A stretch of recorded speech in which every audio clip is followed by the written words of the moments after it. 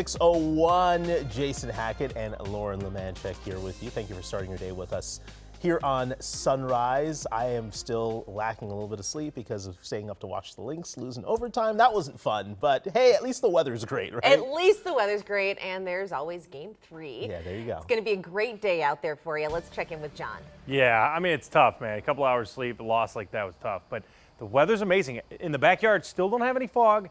We continue to monitor spots like Brainerd, where you could probably barely see when you're waking up this morning. So it depends on where you're at. Here's what it looks like outside right now, 58 degrees. Stay right there. If we go to 56 for the temp, then we'll get fog. So we'll have to see if our temperature can drop. It might. I mean, there's really no other reason besides this wind holding our temperature up. If that goes to calm, we will drop to 56. So we'll see what happens over the next hour or two. But for now, that 58-degree temp is keeping us fog free. Where is it foggy? Where it cooled down and was clear last night. That's Brainerd, Grand Rapids. You see the dense fog advisory from Rochester. Anything east of the metro and then north of the metro, we've got the foggy start. You can thank cloud cover Alexandria earlier to keep you guys fog free, or patchy fog at least. Same with the metro. Brainerd 0.25. Again, we've been looking at those cameras. CC and Brainerd, definitely a slower start up there. How's it looking here in the metro as well? Things in the metro looking really great this morning. Not really seeing anything that'll slow you down like we saw yesterday. A couple of other things I want to point out. The westbound lanes of 494 between 35W and Highway 77 are back open this morning. You no longer need to detour after last night's project. Another thing, too, that I want to point out is 35W was seeing some work yesterday night, but now things are back open at the 35W 494 interchange. Later tonight, that project will continue, and I'll have more on that over the next hour. John mentioned fog. The fog really up in Brainerd. Put that icon there. Twin Cities looking really great, so have your low beams on up there. Otherwise, no crashes, no slowing. Things really great this morning. I'll talk about some other construction projects throughout this next hour, too. All right, Cece, thank you very much. Let's turn to our top story this morning. Jimmy Kimmel returns to late night after a nearly week-long suspension. He got emotional delivering his opening monologue that ran 17 minutes, and reactions have been pouring in overnight. Michelle Becks at the live desk tracking that for us.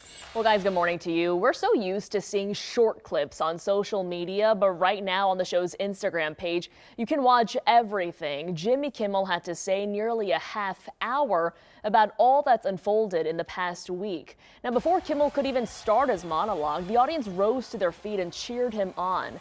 The late night host recalled the on-air statement he made last week, which eventually led to ABC suspending his show. He got choked up, saying it was never his intention to make light of Charlie Kirk's death. Kimmel got to the heart of why this controversy matters, and that's free speech, even crediting those he often disagrees with for standing up for it. This show is not important. What is important is that we get to live in a country that allows us to have a show like this. Yeah! Our freedom to speak is what they admire most about this country. And that's something I'm embarrassed to say I took for granted until they pulled my friend Steven off the air and tried to coerce the affiliates who run our show in the cities that you live in to take my show off the air. That's not legal. That's not American. That is un-American, and it is so dangerous. Now, I've been checking his social media, and President Trump hasn't said anything publicly after Kimmel's show went on the air. But an hour before showtime, he did appear to be surprised by the return, saying this: the White House was told by ABC that his show was canceled and not suspended. He went on to attack Kimmel and his network. Back to you. All right, and the reaction will continue to come in today, I suspect. Thank you, Michelle. Well, this morning, parents in Savage are on edge after learning a 10-month-old baby died and another baby had a medical emergency. Yeah, officials say both infants went to the same daycare and were treated for breathing problems just 3 days apart. Rocking Horse Ranch Child Care is about 30 minutes south of Minneapolis. It has since had its license suspended. Audrey Russo joins us now from the newsroom with a closer look at the investigation. Audrey. Yeah, Savage police tell us Rocking Horse Ranch is cooperating with their investigation alongside the BCA, but detectives declined to give us further details. The Department of Human Services is also tight-lipped, and the daycare didn't respond to our interview requests. So the best lens that we have into this case right now is what other parents are telling us. Now you can see the Help Wanted sign on that now closed down building. We did get a hold of a letter from the Minnesota Department of Children, Youth and Families saying it was notified of 2 infants who were treated for breathing problems, one on Friday and one on Monday. A 10-month-old baby died, and parents tell us they got the call to pick their kids up on Monday. Police told them to look for bruising, drowsiness, and vomiting, and to seek medical attention right away if those symptoms presented. But parents tell us they didn't learn about a child dying until the next day. I didn't know that until I saw the report at the DHS site or something, So it's kind of like, yeah, we would like some information. We're kind of in the dark. We're in the dark too. Now, after we did some digging, we found that Rocking Horse Ranch has been cited for safety issues in the past, things that were corrected long before this week. I'll break those down coming up in about 30 minutes. Back to you. Right, Audrey Russo reporting from the newsroom with that update. Thank you.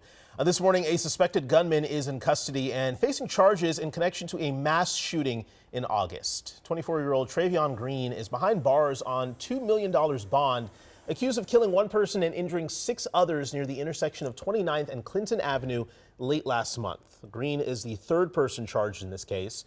He was already on parole and is now facing 1 count of 2nd-degree murder and 6 attempted murder charges. So charging documents say on August 26th, 2 people gave Green a ride to the area of 29th and Clinton. That's where the shooting took place around 1:30 that afternoon. Ryan Quinn and Tiffany Martindale, the 2 others in the car, have already been charged for allegedly helping Green. They say he got out of the car wearing a mask, holding a rifle, and began shooting into the crowd standing on the sidewalk. After that, documents say Quinn and Martindale dropped Green off in North Minneapolis. Green was arrested Monday night. He is expected back in court on October 1st. We're also learning this morning the man killed in the shooting was 35-year-old Gregory Sweeten. The 6 other victims have varying injuries. Tonight, neighbors will stand together along Lyndale Avenue to show support, nearly a month after the mass shooting at Annunciation Church. Starting at 5:30, they'll form a tunnel of love along the street to highlight resilience and peace. Organizers are asking everyone to wear blue and green and to bring signs to spread the love. 6:08, turning now to the legal battle over a homeless encampment. In just the last 12 hours, a judge issued a temporary restraining order for Hamoudi Sabri, keeping him from setting up encampments on his Minneapolis properties. This comes after a mass shooting on his property and several health and safety citations. In a statement to KARE 11 last evening, Sabri says he is planning his legal strategy, but also says he plans to, quote, hold the city accountable for its profound dereliction of duty and care in public health and safety. Meanwhile, a Minneapolis spokesperson tells us the city is pleased with the judge's decision and plans to keep working to provide help and resources as needed. For the first time this morning, the Robbinsdale School Board is hearing recommendations to fix its financial crisis. At a meeting last night, the group Reimagine Ardale presented its nearly 40-page report to the board. They suggest building 1 new high school rather than having 2. Closing up to 3 middle schools and 6 elementary schools, and focusing on arts and science programming. The group also recommends asking voters to approve a building bond, something that hasn't been done in the district in 45 years. Turning to the